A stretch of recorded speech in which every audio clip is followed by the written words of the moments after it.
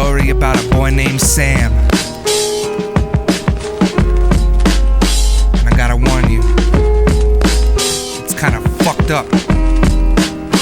But hey, ain't we all? This is life. Listen up.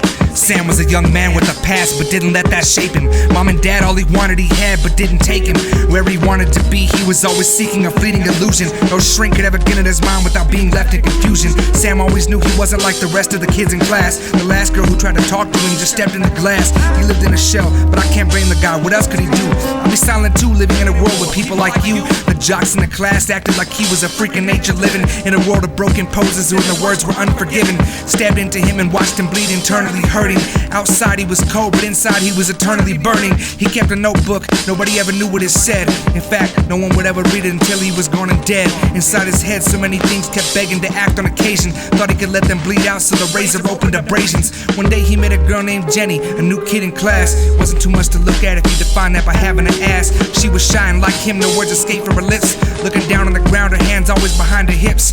Bumped into her in the hall, knocked her books to the ground. It was an accident, he pleaded, but forgiveness was found. He actually saw her smile as he bent down to pick up the books. They both ignored the snickers and the awkward looks.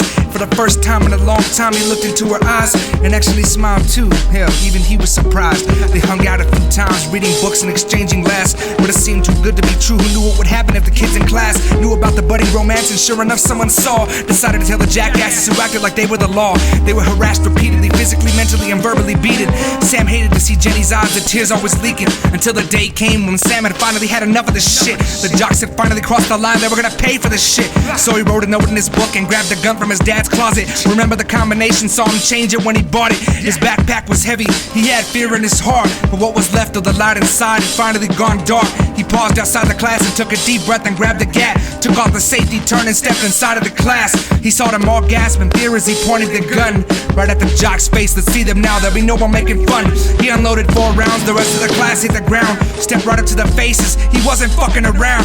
As he braced to pull the trigger and blast the dude's cranium, Jenny ran up behind him in hopes of maybe saving him. Sam stopped, but what she said just ended up giving him a shock. He flipped around so quick he didn't think when he shot. Saw a red dot turn into a puddle of blood on his shirt. Words could never describe the pain he felt and how it hurt.